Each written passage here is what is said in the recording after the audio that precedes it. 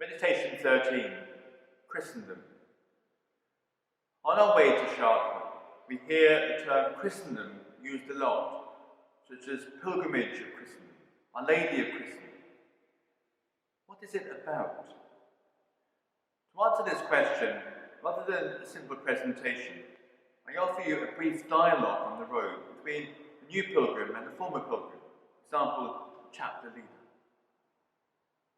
Why does the organisation, Notre-Dame de Chrétienté, Our Lady of Christendom, focus so much on Christendom? Quite simply because Christendom is the model of society that allows every individual who wants it to work out his salvation as easily as possible here on earth. Okay, but what is Christendom? This is both a very simple and a complicated question. However, in order to be concise, one can say that Christendom is a society which lives, or more exactly, tries to live, according to the gospel. Which is, well, to live according to the gospel is to apply the principles found in it. Our Lord Jesus Christ came to fulfill, in the sense of making final, the law that comes to us from the Old Testament. And he completed it with a new commandment, that of love. So living according to the gospel is living by applying God's commandments, the 10 Commandments, in the light of the new commandment of charity. Okay, but this only applies to Christians, is that right? Not at all. God has placed in the soul of every man a law called natural law. It is the law that naturally, whatever our religion makes us, for example, protects the weak, love beauty, and peace. God, creator of all things, since he cannot want a thing and its contrary, gave Moses commandments, which are only the translation of this natural law. Therefore, living according to natural law, or according to God's commandments, is equivalent. But those societies which live according to the gospel already exist. For example, families, at least some, monasteries, some schools. That's true, and we could add the Scouts, the chapter of the pilgrimage, in which we're walking, and many other small groups. It's good, and we have to encourage them. But it's not enough. Indeed, these societies, they are mini-Christendoms. They've only a very limited power, as far as time and space is concerned. What is necessary is that society, which has all the powers, that is, the nation itself, become Christian. Indeed, it is the nation that exercises the most influence on our everyday life. And it's therefore the nation that must live according to the gospel. So what we want is a form of society comparable to Muslim societies. Not at all. We do not want confusion between the temporal powers and the spiritual power, as in Muslim theocracies. But we do not want the separation certain secularists are trying to impose on us. We want a distinction between the two powers, while demanding that the temporal power be irrigated by the spiritual power. We want to restore to Caesar what is Caesar's, and to God what belongs to God, knowing that Caesar himself owes a worship to God. In short, neither confusion nor separation, but distinction of powers and submission of the whole to God. That is what Christendom is. Okay, but what can I do to get to Christendom? What is presented as the golden age of Christendom in France is the 13th century, the century of St. Louis. Well, St. Louis did not, say, one morning wake up and say, from this moment on, I'm going to create Christendom. Throughout his life, he tried to act as a Christian. And as he was king, he was able to create the conditions that allowed society to follow his example. Even if St. Louis is currently lacking at the head of France, let us act like the French of the 13th century. Let us act in the midst of where we live as Christians. That is to say, by respecting the laws of God, and little by little, we will be able to change the face of society. This way, we are nowhere near our goal. Yes, and that's why we have to get there right away. And then, do not lose heart en route. Given the nature of man, there is no perfect society.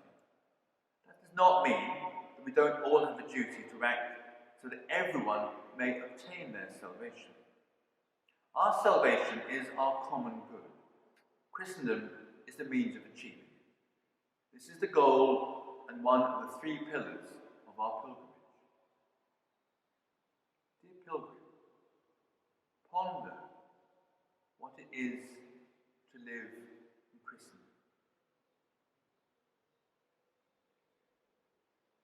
A prayer for Christendom.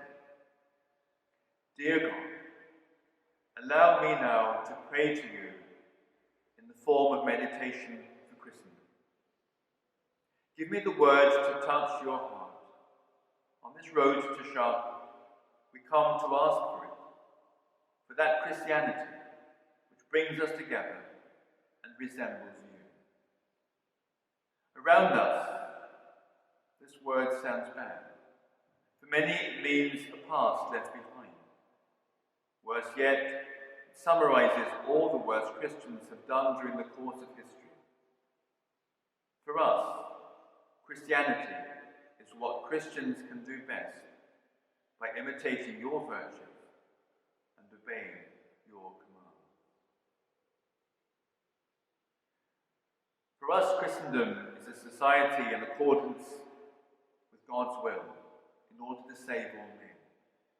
It is a society in which each person may direct his life, if he wishes, according to the Decalogue and the Beatitudes.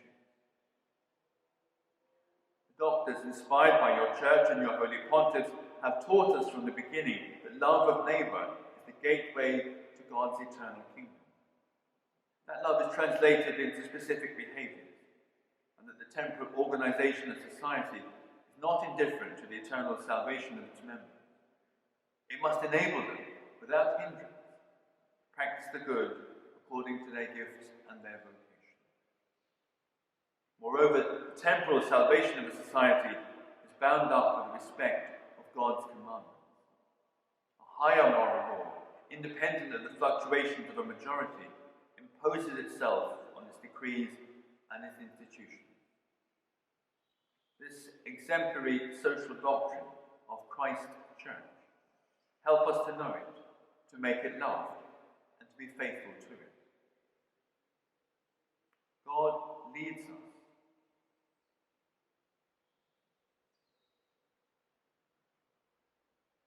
We think of our current European societies. They degrade themselves in the rejection of any public reference to God and their Christian history. We ask God to help us to realize this rejection contradicts his formal will.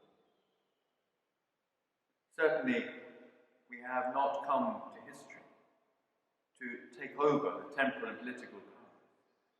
The tempter has shown God the kingdoms of the earth in all their glory. God claims dominion over them all, and he gives it to whomever he pleases. The power of the evil one upon things and upon consciousness comes to him from our transgressions and the power of Christ's sacrifice. The reality of this evil power continues to paralyze us, and we may be afraid to face it in its own terms. Fear of losing our souls in the political arena, fear of the violence of persecution. These dangers are very real, and we would surely be held responsible for our denunciations of the ambiguities of a deceptive secularism and the tolerance without solution. Only truth, the truth that is Christ, makes the bed of charity. We ask God to help us in all our endeavours.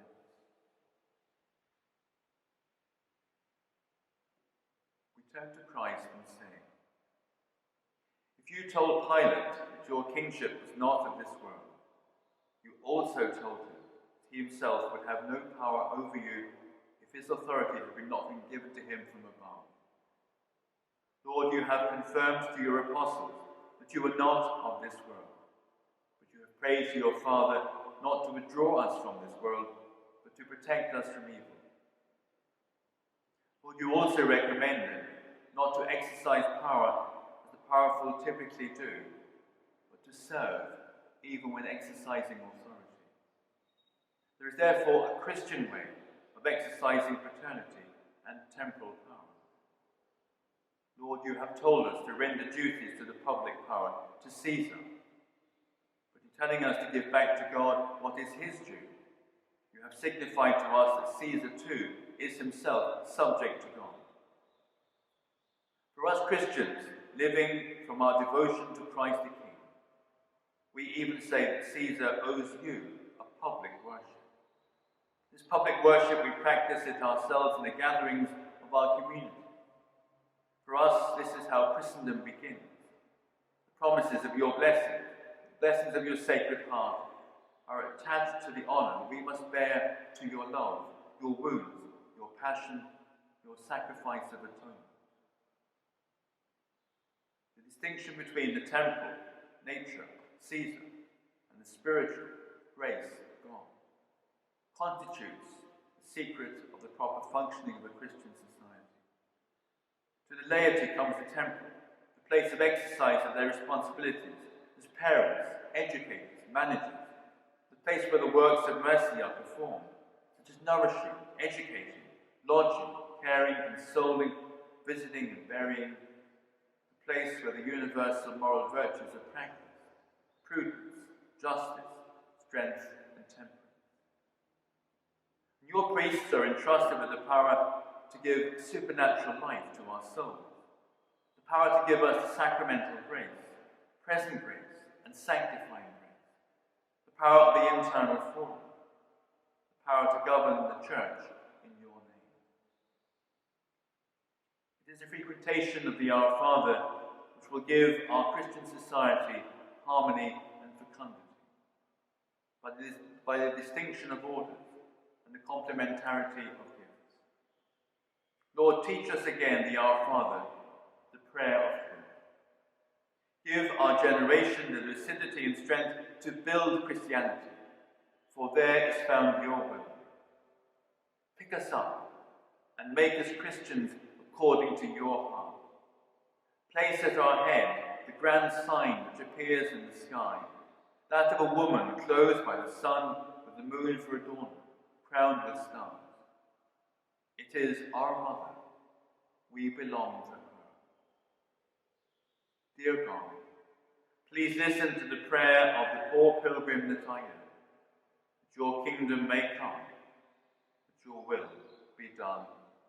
Amen. Christus vincit, Christus reigns.